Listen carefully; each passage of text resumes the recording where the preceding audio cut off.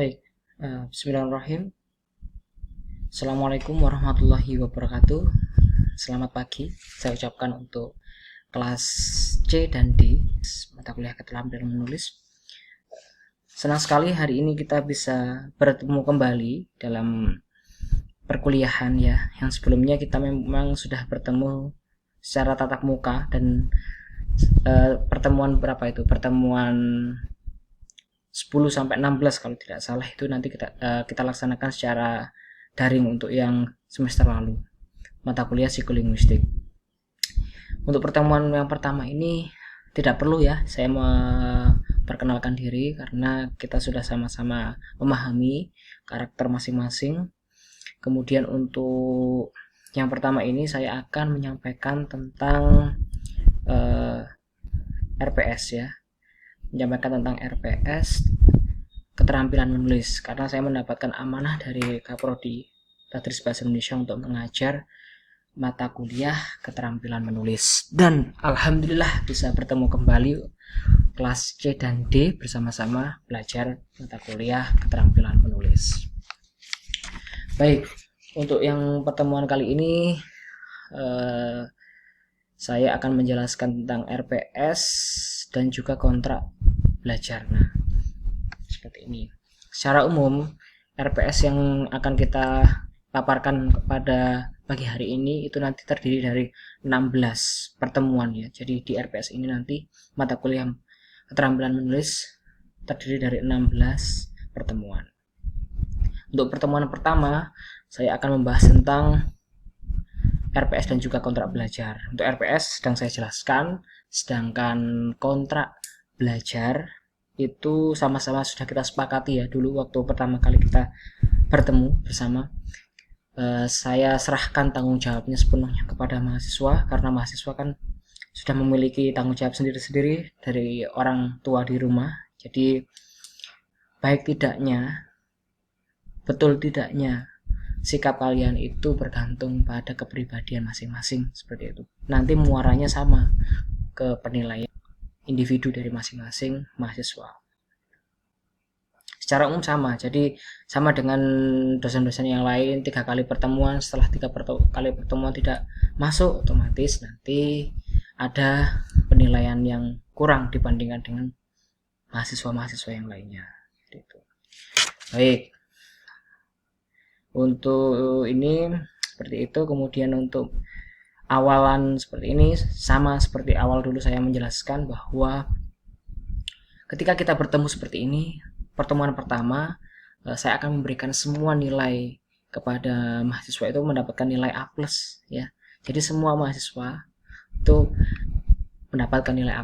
Nah, seiring berjalannya waktu nanti yang mengubah nilai A+ menjadi B, A+ menjadi C, di akhir bulan adalah bukan saya tetapi teman-teman sendiri ya. Jadi nanti penilaiannya ada penilaian sikap, kemudian penilaian tugas, UTS UAS, sampai dengan keaktifan di kelas itu nanti seperti itu ya. Jadi saya sudah menyiapkan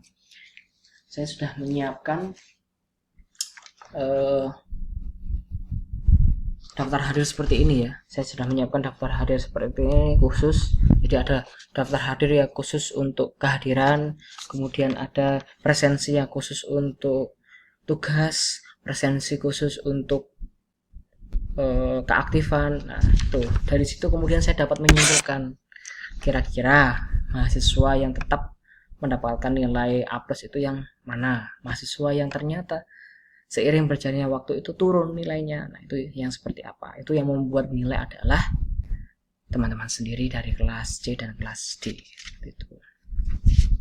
Itu ya untuk kontrak belajarnya. Kemudian RPS-nya sudah saya sampaikan tadi ada 16 pertemuan di sini ya. Ada 16 pertemuan. Pada intinya saya membagi dua. Saya membagi dua secara umum ya. Pertemuan 1 sampai pertemuan 7 sebelum UTS ini kita akan fokus pada konsep, kita akan fokus pada definisi, kita akan fokus pada pengertian, kita akan fokus kepada hal-hal yang berhubungan dengan teori menulis itu seperti apa saja.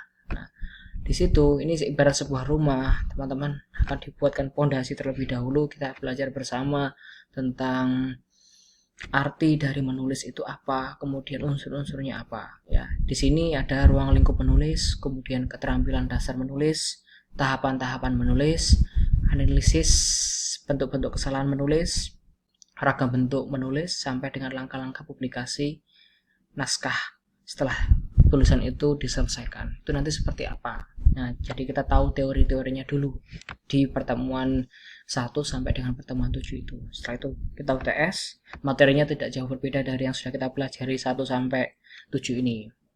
Nah, setelah UTS selesai, melangkah ke pertemuan 9 sampai dengan 15 itu fokus ke praktik ya.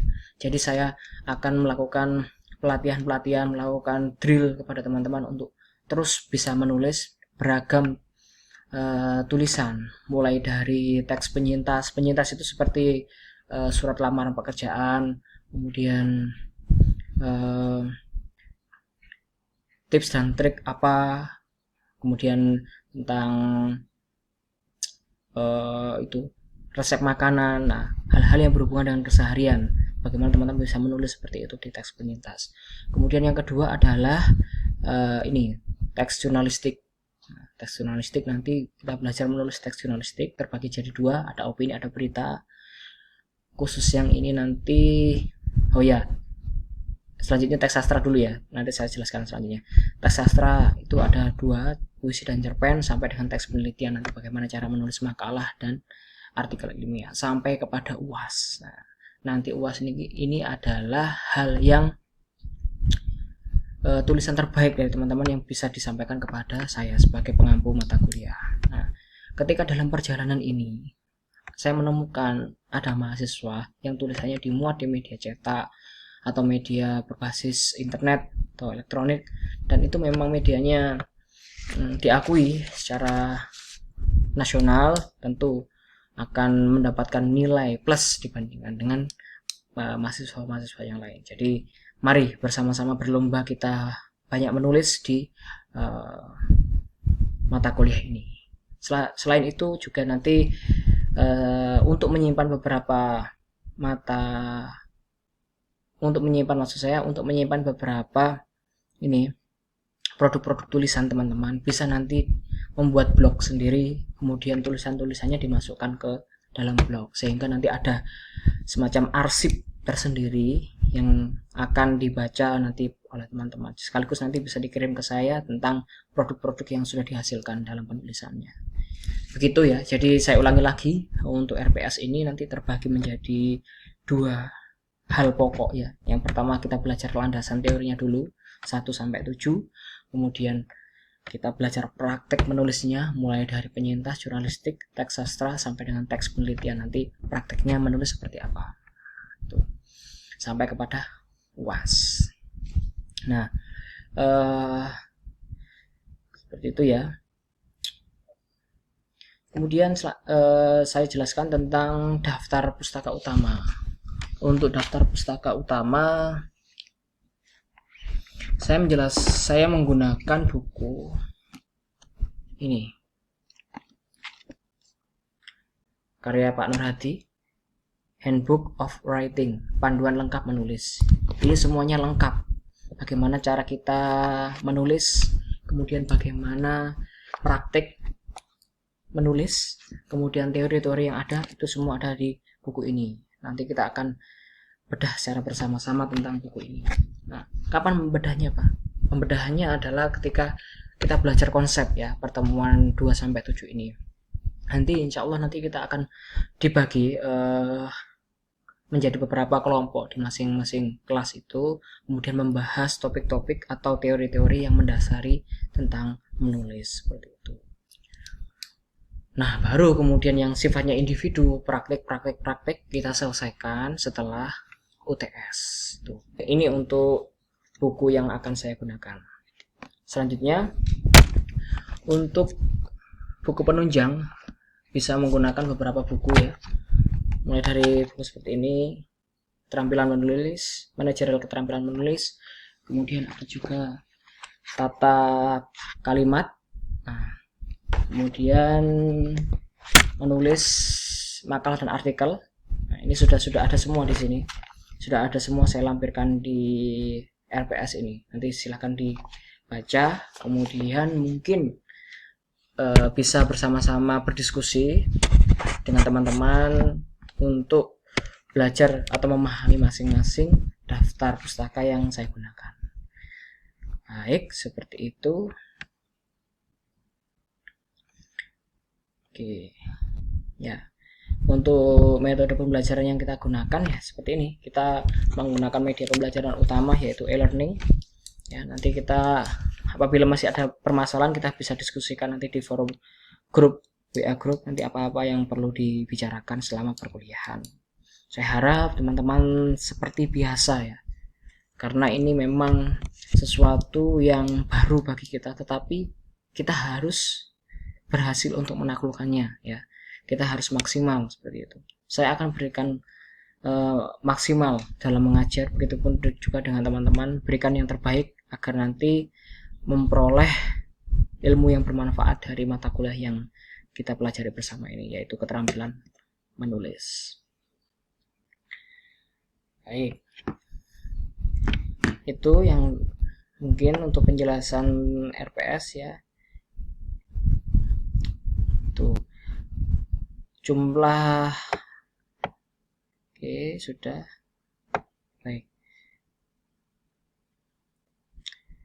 Baik, itu mungkin penjelasan tentang RPS dan juga kontrak belajar. Terima kasih atas perhatiannya ya. Saya harapkan tetap maksimal ya, meskipun kita bertemu secara visual ini, tapi saya harapkan memang benar-benar harus maksimal dalam proses pembelajaran kali ini. Sekali lagi saya ulangi, ada 16 pertemuan terbagi menjadi dua hal, yaitu yang pertama konsep atau landasan teori kita pelajari dulu, kemudian yang kedua kita belajar praktek menulis. Tuh, sampai kepada UAS. Baik, terima kasih atas perhatiannya. Sekali lagi, di awal saya akan memberikan nilai A+ semua kepada mahasiswa. Nanti seiring berjalannya waktu, siapa yang akan mendapatkan nilai maksimal itu mahasiswa yang benar-benar sempurna dalam melaksanakan perkuliahan, sikap, kemudian penugasan, keaktifan. Nah, itu nanti yang membuat nilai adalah teman-teman sendiri dari kelas C dan kelas D. Baik, mungkin itu yang dapat saya sampaikan di pertemuan pertama. Terima kasih sekali lagi. Insya Allah kita akan bertemu di pertemuan kedua, masih dalam topik tentang landasan teori menulis ya. Landasan teori menulis, nanti masih saya yang akan melakukan presentasi. Selebihnya nanti kita diskusikan bersama untuk secara bergantian melakukan presentasi. Baik, sebelum saya tutup ada satu hadiah, ada satu pesan dari saya.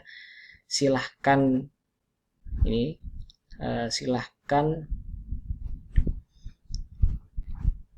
mencari definisi tentang menulis ya, dimanapun sumbernya. Harus berbeda antara satu mahasiswa dengan mahasiswa yang lain, ditulis tangan. Oke, kemudian saya akan berikan tautan khusus yang bisa digunakan untuk mengumpulkan penugasan. Baik, terima kasih atas perhatiannya. Saya mohon maaf mungkin ada tutur kata yang kurang berkenan. Insya Allah kita bertemu lagi di pertemuan selanjutnya, yaitu pertemuan kedua. Saya tutup. Assalamualaikum warahmatullahi wabarakatuh. Sehat selalu. Salam ke keluarga di rumah. Terima kasih.